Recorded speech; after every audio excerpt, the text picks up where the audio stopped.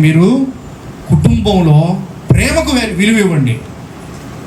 నువ్వు భర్తను ప్రేమించేదానివా? Please continue. 2 డబులింతలు చేయి. 2026లో 2 నింతలు పెంచు నీ ప్రేమను. దేవునికి మహిమ కలుగును గాక.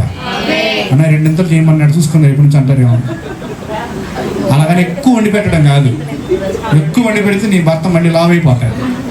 మళ్ళీ లేనిపోయింది అది కాదు మీరు చేయాల్సింది. ఎక్కువ వండి పెట్టడం కాదు, ఎక్కువ ప్రేమగా మాట్లాడాలి. ఏం చేయాలి? ప్రేమగా అంటే ఇప్పుడు దాకా ఇట్లా మాట్లాడారు కదా, అలా కాదు. ఎలా? ఇలా కాదు. మొహం ఇట్ట పెట్టి ఏంది డాక్టర్ గారు సూది పొడిచినట్టు పెడతారు, చుట్ట అట్ట పెట్టి మాట్లాడతారు. అట్ట పెడితే కుదరదు. ఆయనకి మొహం చూస్తేనే భలే ఆనందం వేస్తుంది ఈ మొహం చూస్తేనే. అందుకనే కుటుంబాల గొడవలు రేపు చూసుకొని ఆ తడా కనబాకండి. ఏం చేయాలి మరి అంటే, నీ భర్త కోసం ప్రార్థించు. ఊరుకుండా పద్దాగల ప్రార్థన ఇసుకుపోతుంది. మాట అంటారేమో, నాకు తెలుసు మీరు ఆ మాట అంటారు. మళ్ళీ చెబుతున్నా, ప్రార్థనే అన్ని సమస్యలకు పరిష్కారం. హల్లెలూయా. భర్త కోసం ప్రత్యేకంగా సమయం కేటాయించి ప్రార్థన చేయండి.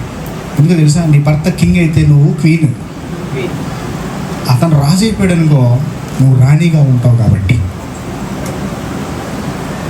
అర్థమైందా? మన జీవితాల్లో మీరు అర్థం చేసుకోవాల్సింది అదే. మీ తండ్రి కోసం ప్రార్థన చేయండి, ప్రేమ.